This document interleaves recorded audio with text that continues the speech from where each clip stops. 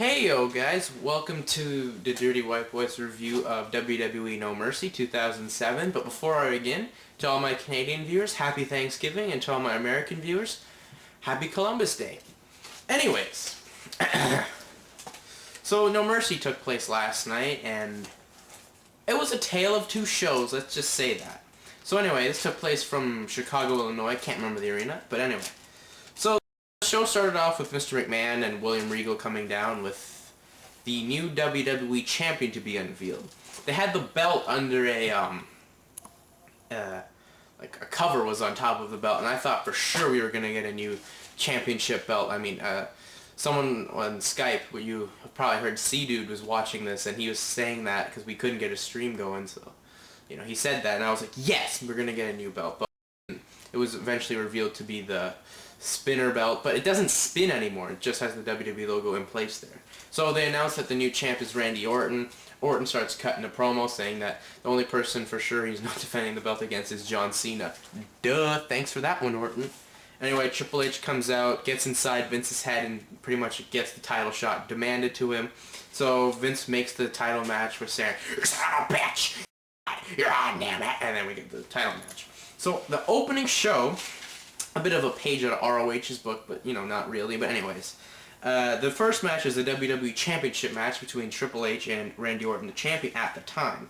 You know, not much really in this match. I mean, come on. Like, the best stuff you can say is a great back elbow and a high knee from Triple H, and Orton's inverted DDT.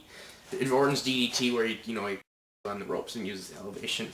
Triple H hit a figure four, which was kind of cool, but yeah. Anyway, Orton goes to spear or do a move in the corner. Triple H gets out of the way. Orton rams his collarbone or shoulder into the pole and steel ring post. Triple H rolls him up, gets the three. We have a new WWE champion, and Triple H is now an 11-time champion.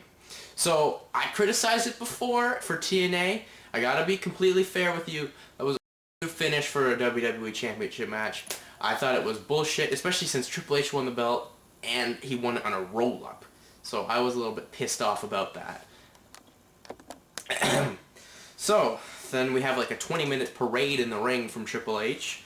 Then we go on to our next match, which is Jeff Hardy and Brian Kendrick and Paul London versus Kane Murdoch and Kennedy. When Kane Murdoch and partner was going to be Kennedy, he got a huge pop, just as bigger than Triple H, I think, to my knowledge. But anyway, you know, not much really. It was a good match, not gonna lie, but you know, it could have been a lot longer. I really wrote down, it was a very innovative way to get Kendrick out of the ring when he went to run off the ropes and Murdoch just stood on the middle rope and Kendrick fell through. I like that. Jeff hit a messed up brainbuster. That looked painful. It was like a brainbuster. I don't know what it was. But anyway, Kennedy and Kane Murdoch get the win when Kennedy swipes London's leg out and he gets the Green Bay plunge on Paul London for the win for his team. The next match was the ECW World Title match, which between Big Daddy V and with Matt Striker and CM Punk.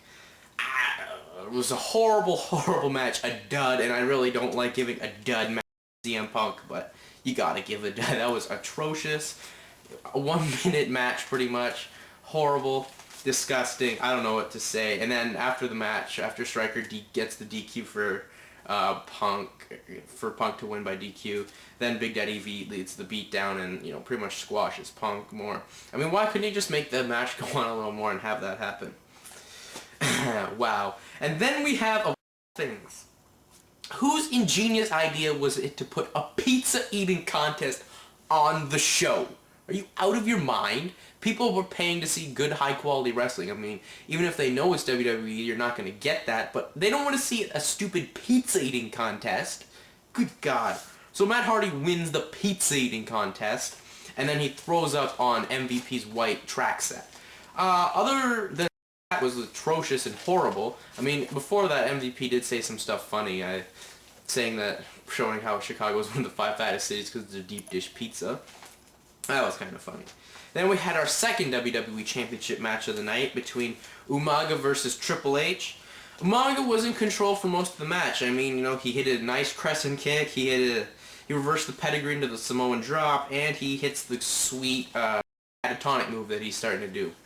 And then, you know, Triple H, he injures Triple H's ribs, And, you know, that's just created an opening for a match that eventually happens later down the line. And Umaga goes for his running ass move in the corner. Triple H gets out the way. Umaga goes for a splash. Triple H gets out the way there. Umaga nails his head on the ring post, comes back, gets the pedigree, 1, 2, 3, Triple H retains. In a not bad match. Look good in it, but, you know, it's Triple H putting him down. But then again, it builds Umaga up to look, it makes Triple H look better, or Orton look better when he eventually beats Triple H by having Triple H beat Umaga, who looked invincible in parts of that match.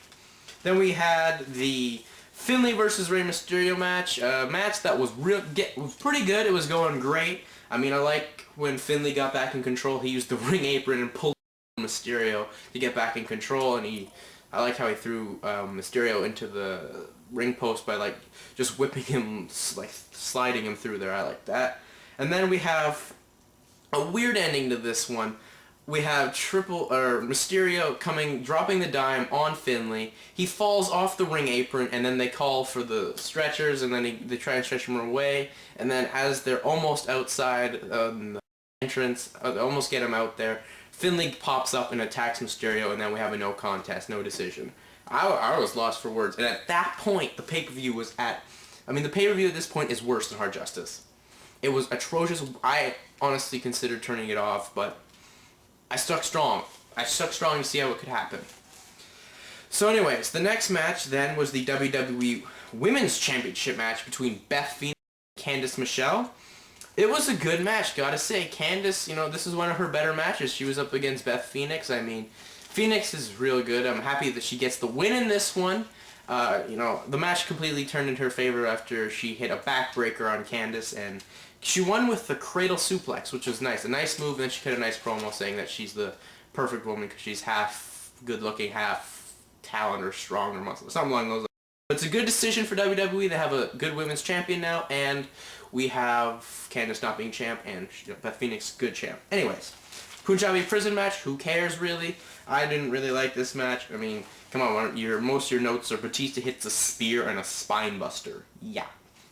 The only part I did like is how Batista leapt from the one part of the structure to the other structure and then eventually climbed out, and that was cool. And Batista retained, and I just completely owned at my predictions in this one. And then the main event, and I'm thankful I have time for this now.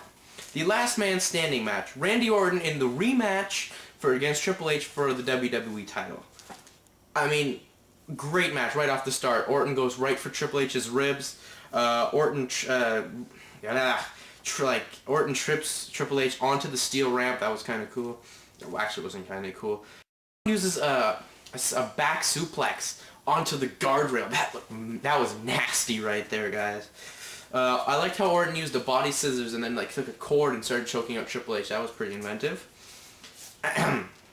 Triple H used the steps and rammed them into Orton's head, and that was the first time I thought Triple H was going to get the win. But he got the advantage when Orton went for an RKO from the Raw announce table to the ECW table, and Triple H just shoved him off and Orton went crashing through. That was just hellacious. And then Orton gets back in control, but he gets a chair and puts it in the ring and gives him an RKO on the chair. True Slayer thought it was over at that point, you know. I can kind of see where you're coming from on that one, True Slayer, but, you know, I personally didn't. I knew they would probably end it on a good way. I thought for sure Orton would win, but there were a couple times where I was a little worried. Then anyway, have Orton getting the steps in his hand. Triple H delivers the low blow. Orton's head falls in between the steps. Triple H uses the chair on him there. And I thought this time it's over for Triple H. He's going to retain. But that did not happen. Orton gets up. Triple H is like, you know what? I've had enough of you, Orton. I'm going to finish you. Puts him on the Raw announce table. Signal for the pedigree. Orton hits the RKO. And Triple H can't make the 10 count. And Orton is the champ. Honestly, this pay-per-view was a pretty bad pay-per-view except for the main event, which is great. I give this pay-per-view a 4. The whole card pretty much up until the women's match is a 1. Then you get a good women's match from Beth Phoenix and Candice Michelle, which makes it a 2. And then your main event makes it a 4. But yeah, this pay-per-view, happy I didn't buy it, happy I was searching around for it and got a good stuff from it. But anyway, guys, that's it for me and my review. Pay-per-view is a 4, and, you know, at least WWE had a good main event. And I may check Raw to see it, but Ring of Honor's on the Fight Network at 9. So anyways, I'm out. Peace.